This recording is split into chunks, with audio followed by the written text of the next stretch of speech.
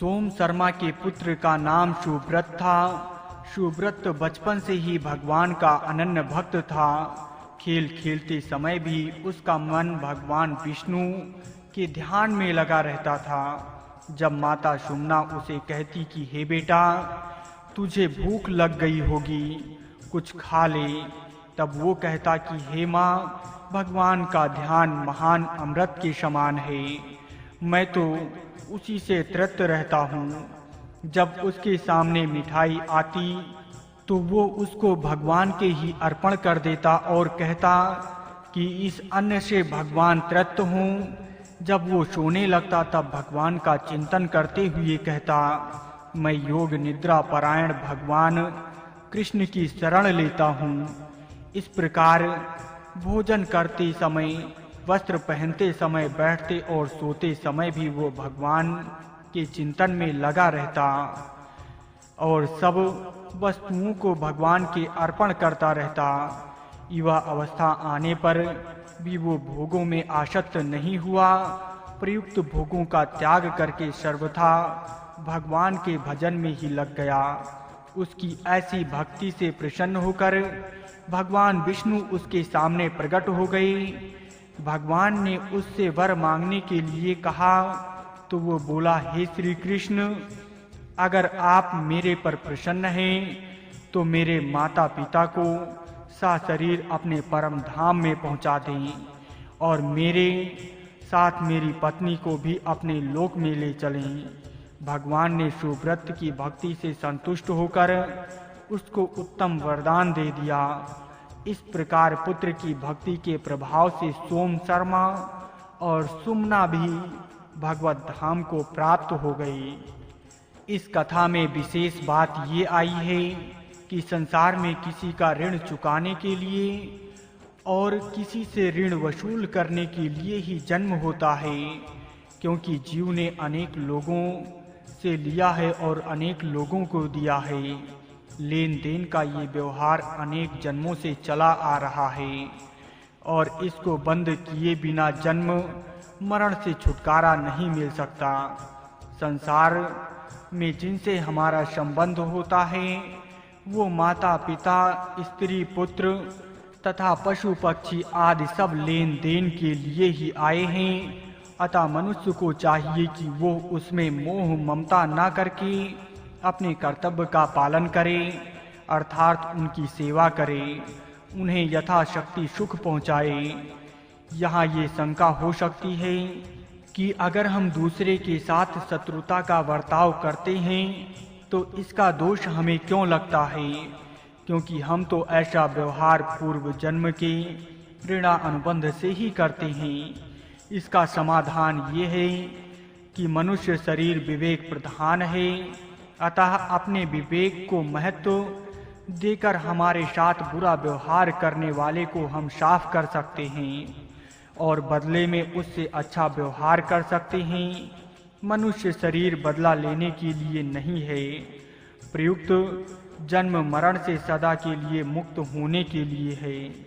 अगर हम पूर्व जन्म के ऋणा अनुबंध से लेन देन का व्यवहार करते रहेंगे तो हम कभी जन्म मरण से मुक्त ही नहीं हो सकेंगे। लेन देन के इस व्यवहार को बंद करने का उपाय है निस्वार्थ भाव से दूसरों के हित के लिए कर्म करना। दूसरों के हित के लिए कर्म करने से पुराना ऋण समाप्त हो जाता है और बदले में कुछ ना चाहने से नया ऋण उत्पन्न नहीं होता। इस प्रकार ऋण से मुक्त होने पर मनुष्य जन्म मरण से छूट जाता है। अगर मनुष्य भक्त सुब्रत की तरह सब प्रकार से भगवान की ही भजन में लग जाए तो उसके सभी ऋण समाप्त हो जाते हैं, अर्थात वो किसी का भी ऋणी नहीं रहता। भगवत भजन के प्रभाव से वो सभी ऋणों से मुक्त होकर सदा के लिए जन्म मरण के चक्र से छूट जाता है और भगवान के परम धाम को प्राप्त हो जाता है। खरी कमाई। एक बड़े सदाचारी और विद्वान ब्राह्मण थे। उनके घर में प्रायः रोटी कपड़े की तंगी रहती थी। साधारण निर्वाह मात्र होता था। वहाँ के राजा बड़े धर्मात्मा थे। ब्राह्मणी ने अपने पति से कई बार कहा कि आप एक बार तो राजा से मिल आओ, पर ब्राह्मण कहते कि वहां जाने के लिए मेरा मन नहीं करता। ब्राह्मणी ने कहा कि मैं आपसे मांगने के लिए नहीं कहती, वहां जाकर आप मांगो कुछ नहीं, केवल एक बार जाकर आ जाओ। ज्यादा कहा तो स्त्री की प्रसन्नता के लिए वे राजा के पास चले गए।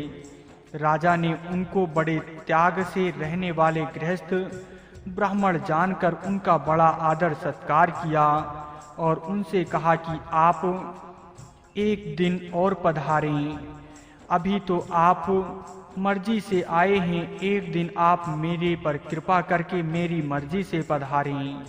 ऐसा कहकर राजा ने उनकी पूजा करके आनंद पूर्वक उनको विदा कर दिया। घर आने पर ब्राह्मणी ने पूछा कि राजा ने क्या दिया। ब्राह्मण बोले, क्या दिया? उन्होंने कहा कि एक दिन आप फिर आएं।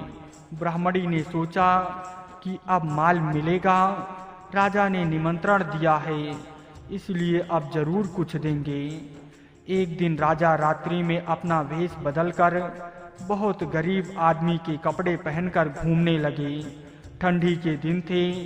एक लुहार के यहाँ एक कड़ाह बन रहा था, उसमें घन मारने वाले आदमी की जरूरत थी। राजा इस काम के लिए तैयार हो गए। लुहार ने कहा कि 1 घंटा काम करने के 2 पैसे दिए जाएंगे।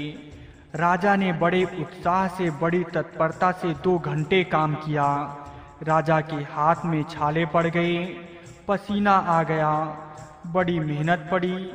लुहार ने 4 पैसे दे दिए। राजा उन 4 पैसों को लेकर आ गया और आकर हाथों में पट्टी बांधी। धीरे धीरे हाथों में पड़े छाले ठीक हो गए। एक दिन ब्राह्मणी के कहने पर वे ब्राह्मण देवता राजा के यहाँ फिर पधारे।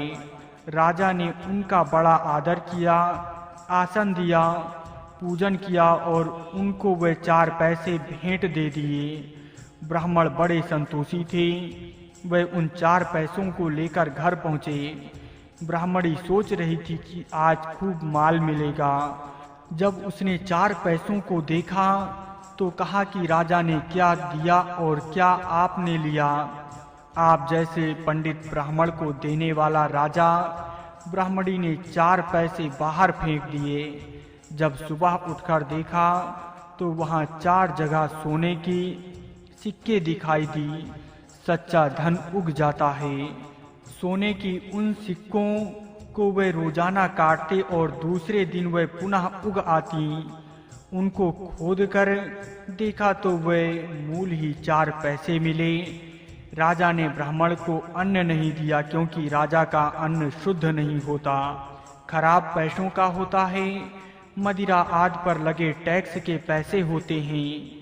चोरों को दंड देने से प्राप्त हुए पैसे होते हैं। ऐसे पैसों को देकर ब्राह्मण को भ्रष्ट नहीं करना है, इसलिए राजा ने अपनी खरी कमाई के पैसे दिए। आप भी धार्मिक अनुष्ठान आदि में अपनी खरी कमाई का धन खर्च करो।